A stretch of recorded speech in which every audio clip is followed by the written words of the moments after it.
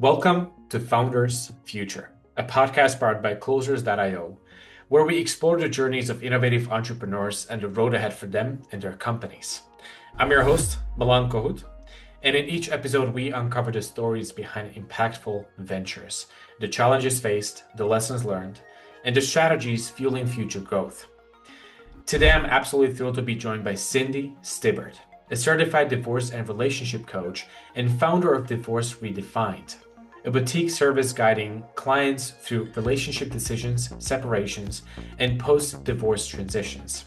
As a single mother of two who built her business from scratch amid financial stress and personal challenges, she equips people with clear plans covering kids, finances, legal processes, and emotional rebuilding to move forward confidently. Her coaching delivers practical roadmaps from assessing if a marriage is salvageable to reigniting self-worth after loss, drawing directly from her own path to clarity and empowerment. With that being said, Cindy, let me officially welcome you to Founders Future. Well, thank you for having me. It's nice to be here. It's great to have you. We're going to jump right into the conversation. What I love to do with all of my guests is a little bit of traveling back in time. So briefly, before you even had this company, what were you doing before? And then eventually, what was the motivation for starting the business? Yes. So before I started my coaching, it's more Cindy Stibbard coaching now, but it was geared towards people going through divorce. I was married for 11 years with my ex-husband for 22. I was a stay-at-home mom. I was raising two small children, and was living a very great, what looked like a happy life on the outside, which I think can be very relatable to the work that I'm in and the people that I serve. And then when my marriage ended, I felt inspired to really help people bridge the gap between how do I make this decision to divorce to what does it now look like if I did. And so my niche down area of the specific people that I work with are those people that are on the fence, the ones that are really toying with this idea of should I stay or should I go? And most of the time, those people have been stuck in that place of relationship limbo for months and oftentimes years, not knowing whether the relationship is really where they need to be for the rest of their life. They haven't been satisfied, or they now built a life and a family with someone, and they've done all the things, but they feel really disconnected from happiness and fulfillment inside the relationship. And making a decision to leave a relationship is one of the hardest decisions that one will ever have to choose or to face if they end up down that path. And it takes a lot of courage, and we can't really make that decision without finding true clarity. So that's what I really do, is help people get very clear about, is this the path for you? Why is this the path for you? And then if it is, how does it work? Because there really is no guidebook to divorce. I mean, there is lawyers, there's channels, obviously, that we all know that don't usually look very good or end very well or are very expensive. And so my job is to really help them see the future of, let's create a realistic snapshot of what life could be like if this is a decision that you choose, so that if they do choose that this relationship is no longer for them, then they can make it from a really empowered place and not a place of fear and desperation and just emotional overwhelm. So that's, Yeah. in a nutshell, how it all began. In a nutshell, though, but I can tell that you really worked through the messaging because this was a hell of a pitch. I gotta say that the way you presented it, you got me sold. But I mean, here's the thing. One thing that I'm gonna say, I had a chance and the opportunity to speak to a lot of people from your industry. And I know for a fact there's a lot of professionals in your industry who are basically coming into the picture once it's already getting ugly. The lawyers are involved, it's going through the process of divorce.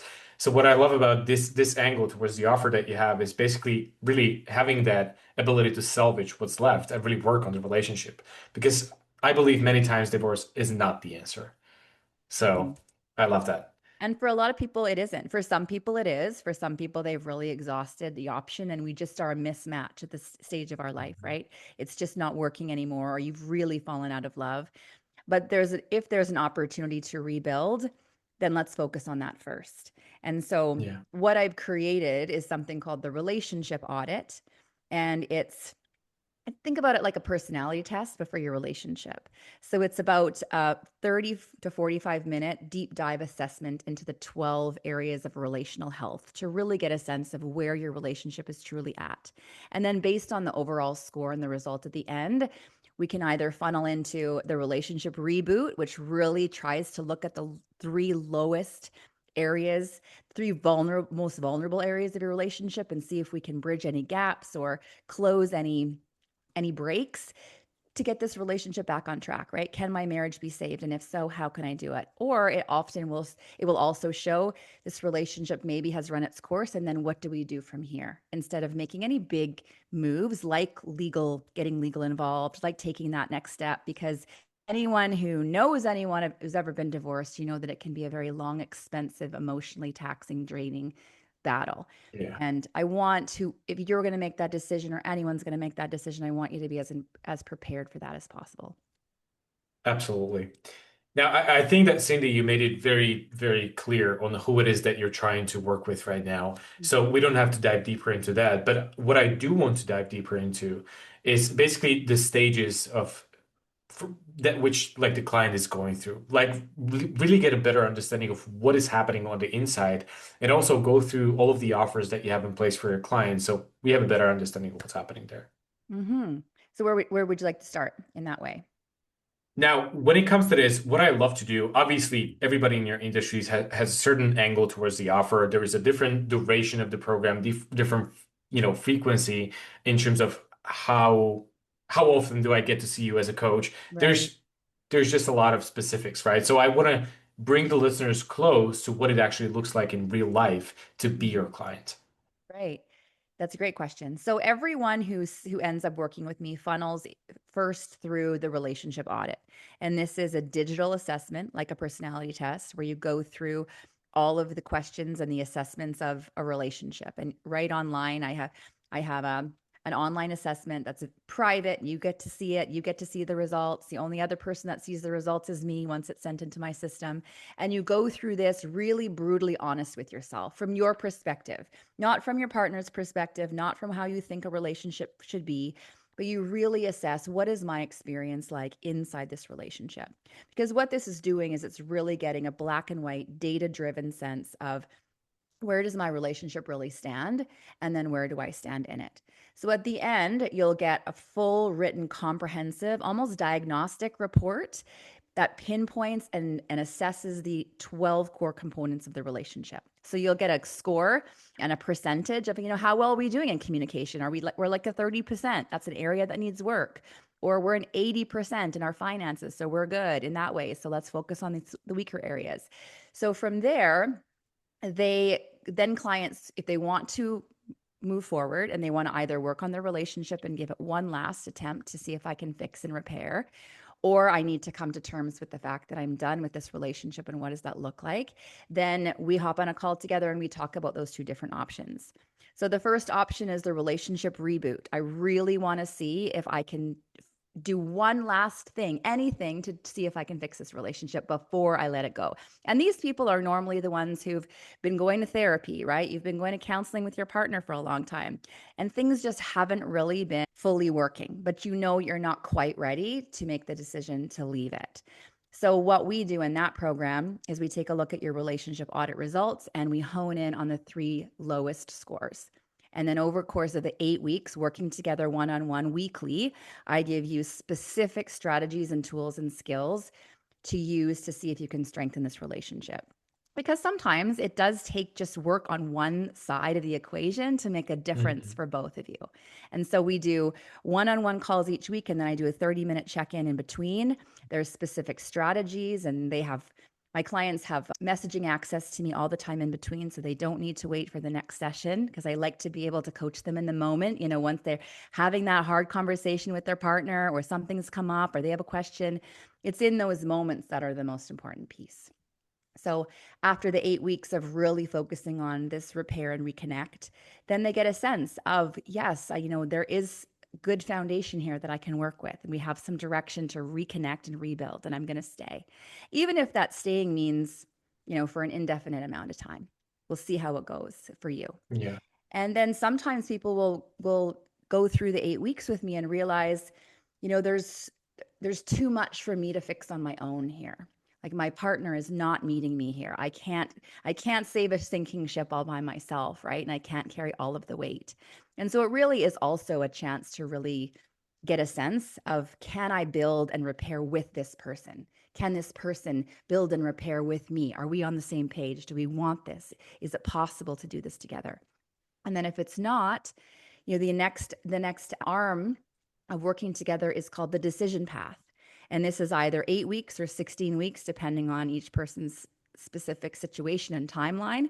And this starts down to, okay, how do we have the conversations now? How do we really have the hard talks like that? This isn't working, and this is where I'm at. And how does it go from here? It's not just about packing up and saying, I'm out, I'm leaving, and you're out of the house. There's a really specific, compassionate, thoughtful process that needs to be put in place so that you can start to mitigate the damages that divorce and separation could potentially have if it's not handled properly at the beginning. So Yeah. we start I'm there. I'm really Yeah. glad you mentioned this duration because I know for a fact there's pretty much nothing that you keep at a surface level. And this is real coaching. You dive deep and it's all about strategy and really working with those mental models. So I was also curious about like how long does it actually take on average for you to set the client up for success? But it looks like it's always within those 2 to 3 months, right? Yeah, usually it's about 2 to 4 months, because it just takes time to get things in order, to get things in place, to when someone else Mhm. is part of the decision process. And there's so many layers in making a decision like that. You've got kids, you've got families, you've got accumulated this life, you've built this life together. How does this potentially look? And it doesn't need to be a quick process. In fact, I recommend that it does take 8 to 16 weeks to really get your head around how this is going to go, what this is going to look like. Let's talk about the decisions you need to make. Let's talk about even the people that you have to get lined up as professionals to talk to next, and really sort of handle this in a gentle container. And my coaching is very different. I'm very high touch. It's all private one-on-one. I'm not giving people modules of working through the course and having these types of things. It's very much customized to what they need in their specific life and experience one-on-one as they need it. So that's why I often, well, always give my clients access to me via messaging, because it's really those moments in between that you need help the most. It's what I needed when I was going through my process. I had a therapist, but I could only talk to her on my specific therapist hours. Lawyers I didn't want to touch because every time I spoke to them, they charged me. you know. So this is a process where I'm really holding your hand through making this decision so that you can feel empowered and supported in the next steps. And it's not, I'm not an advocate of divorce by any means. If we can fix this Mhm. relationship, then let's make that the priority. But if we can't because you don't want to, or whatever other factors are involved, let's make sure that you're set up for the best possible plan forward. Yeah. Cindy, I feel like we could be talking about this for much longer because even by like the last 5 to 10 minutes, it's quite obvious that you're very driven by the impact that you have on all of these people and their families and all these other people surrounding them. So that's amazing though. But one of the things that I also wanted to touch on is basically the back end side of the business. Because even though you're looking at the impact that you have on these lives, you still have to look at this thing from the business perspective, right? You are a business owner. So there's a different set of questions that you need to ask yourself on a daily basis. So we all know that having a really good client acquisition system in place is basically one of the key parts to making all of this happen and really succeeding. So what I want to ask you is, what is it that you currently do on the front of marketing, or maybe specifically generating leads for yourself to make all of this happen and have the ability to onboard new clients? Yes, I would say that, 80 to 90% of where all of my clients come from is through Instagram. That's really the platform that I use most to be able to connect with people, to provide content that really resonates with their story, because it was my story too. And I create all my content, I edit all my content, I put it all out. So it's almost like this living experience that people can relate to. And then through just calls to action, I'll make a post that's very relatable and really taps into this dilemma of, should I stay or should I go? and then calling them in to do a relationship audit. Let's really get you clear. Like there's not really much of an obligation beyond that, but let's really give you some clear results because you've been spending so much money in therapy already. Time and money has been spent getting nowhere. This is really the first step in that. And so Instagram, social media is where I'm at, being on podcasts, really just being that authentic place to go. And that's how everyone comes in initially, and then we process from there. Gotcha. Yeah, I did have a chance, obviously, to go through your website and social media and everything. And I feel like you've been quite successful in terms of building your audience, especially on Instagram. I think it's over 100,000 subscribers at this Yeah. point, which It's is excellent. 105,000 the other day I reached. So Oh, that's, wow. yeah. Yeah. Yeah, beautiful. Good for you, by the way. Thank Not that you. many people are able to build it out to this point. And also, obviously, it makes a lot of sense in terms of you really generating those leads organically, thanks to the fact that there is a big pool of people already following you and relating to the content that you're pushing out there. But what I wanted to talk about, though, whenever we talk about activities on the organic side of everything, we end up discussing the consistency of it. So I want to get your perspective because I've seen a lot of people basically counting on the organic source, and it almost never carries you through the entire, operating time of Yeah. like having the business. So there's going to be ups and downs when it comes to it. So there is a lot of people who feel the frustration about the inconsistency. What are your thoughts? Do you feel like you're going to keep on using the same strategy and trying to build the business organically, or do you feel like you need to pivot in terms of the marketing strategy? I think right now that's up for discussion to sort of see how the relationship audit generates organic leads. And then Facebook ads, those are all things that end up being out there to build traffic. But right now that's sort of where I'm at to see where it goes because I'm not funneling anyone into programs. And so I am very specific and limited with the level of clientele and the people that I choose to work with because it's very high touch. I'm a very boutique coaching service. I don't work with everyone. Everyone is not the right person for me. So when they funnel in to potentially work with someone like myself, there are certain parameters around the kind of person that I am going to accept to work one-on-one with. But right now, the organic marketing seems to be working, but you're right. It's very inconsistent when it's all, doing it yourself and it goes in waves. Mhm. The leads that come are a reflection of how much you're putting out, right? And so when you go through those waves of, oh, I'm busy this week. I haven't pumped out on my socials very often, or I haven't done a call to action. It's reflective in how much capacity I have in terms of how much that comes in. When you're a one man operation, one woman operation, it's a reflection of ourselves and how much we have the capacity for.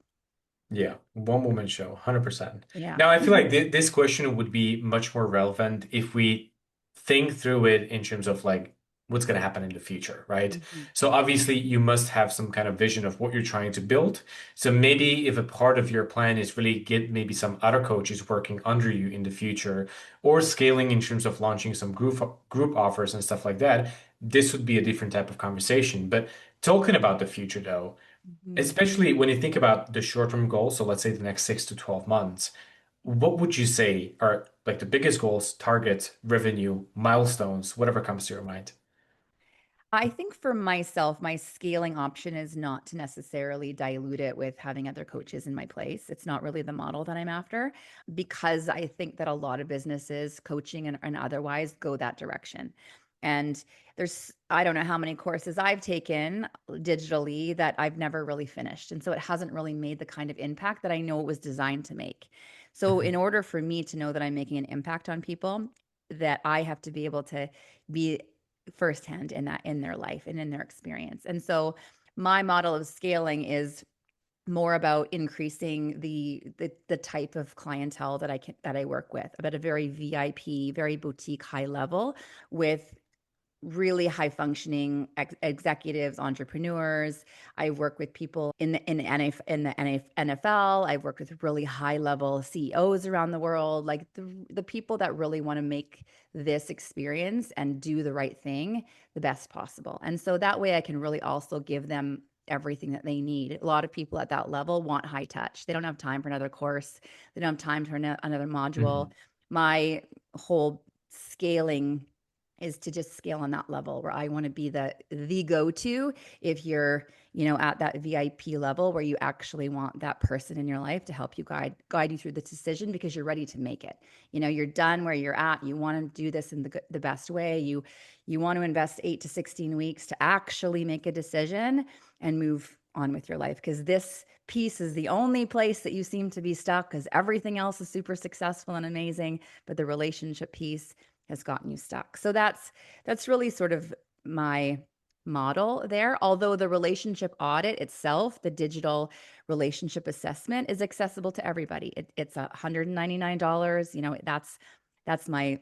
That's my like low ticket accessibility piece that almost everyone should be able to have Mhm. access to, so that they can have that sense of where my relationship is really at.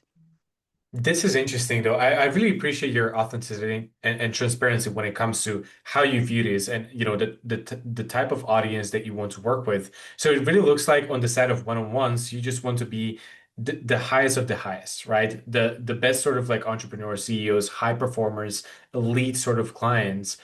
Do you feel like this is going to affect your thought process when it comes to creating something in the middle, though? Obviously, a lot of people in your industry are heading towards the way of creating a community where you can have a group setting because that's something much more scalable, right? Yes. You can impact a lot more people at the same time. You can still end up spending like 1 hour on Zoom, whether that's 20 people or 150, Mhm. right? But considering this is your perspective on the one-on-ones, do you feel like this is ever going to become a part of what you do, or would you Mhm. rather just keep it to the elite sort of clientele? Yeah. I mean, currently I am at the elite clientele level. I have entertained something in the middle. I have attempted to try group coaching, but because the delicate nature of the content and the topic that I'm touching on, Mhm. it's difficult for people, especially the higher level people, to want to come and discuss their personal situations with strangers. Usually this is a decision that nobody knows in their life. They haven't told anyone. They haven't told their friends. They haven't really been talking to anyone about it. And so for me to be able to also protect that confidentiality piece, to know that it's just you and me in this room. You can be fully transparent about what's going on, because it's a very scary part of life, especially when you're just in that decision making process. It's different once you're in it, let's say, and you're going through the divorce process. And okay, so is Tom, Dick, and Harry, and we can all talk about like, what are you doing? What are you doing? How are you navigating this? Because it's actually out there, and the decision's already been made. But when the decision hasn't yet been made, this is a very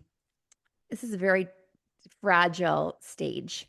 And Yeah. I don't necessarily feel that it's completely appropriate for everyone to be able to share this when they haven't even shared this with, let's say, their mom or like their therapist, So It is a sensitive it's topic. You're tricky. absolutely right. Yeah, the Yeah. relationship side of it in terms of rebuilding, definitely possible to have something in the middle for skills and tools to be able to use. But Mhm. again, the way that I function is very specific. Like if you came to me and you scored, here's the three lowest scores on your relationship audit, but Dave over here had three other lowest scores. Well, I'm not doing either of you a service if I'm not specifically focusing on you. So I would focus on like, okay, Milan, what's the three weakest spots of your relationship? And let's get your relationship back on track here. So that you also know that I'm in it with you. Like I'm not in it with you and with all these other people, which is also nice. But I feel too like it might not be. It's definitely a scalable option. That's how people make all their money.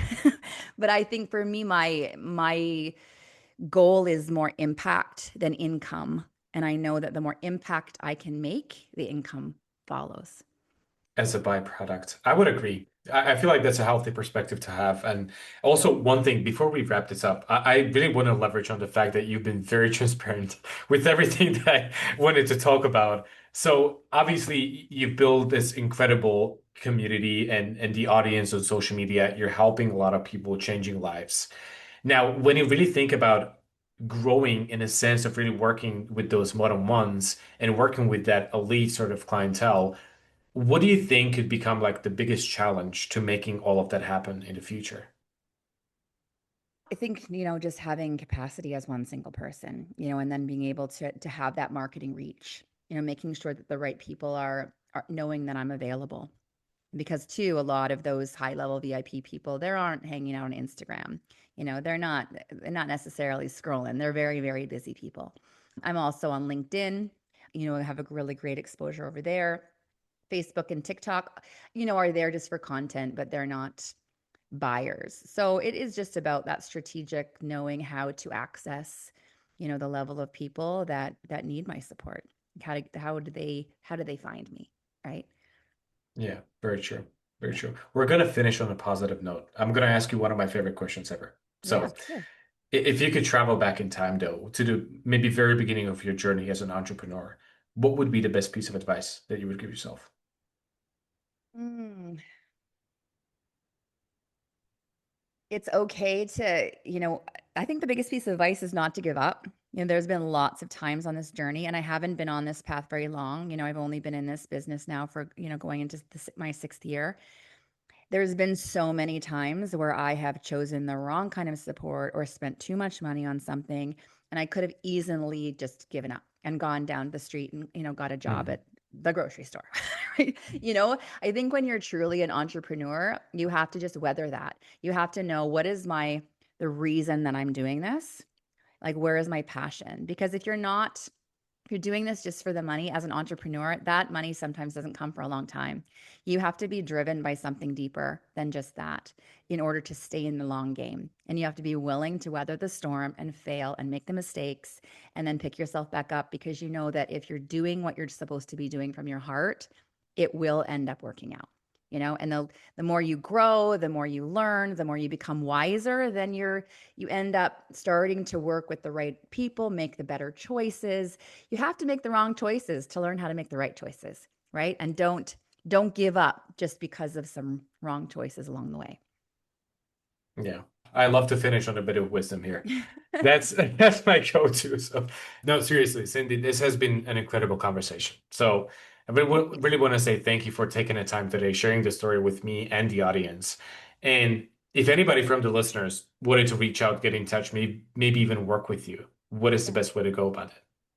You can find me at www.cindystibbard.com or over on Instagram at cindy.stibbard, and you will find access to me there. That's where I'm living.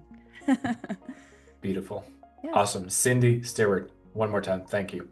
Thank you. Now, to our listeners, if today's conversation inspired you as well, make sure to subscribe to Founders Future on your favorite platform.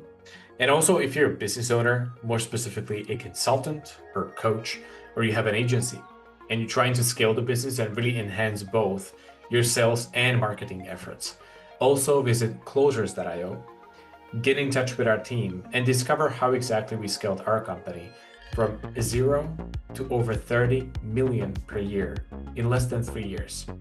Until then, keep on crushing it, and I'll see you on the next one.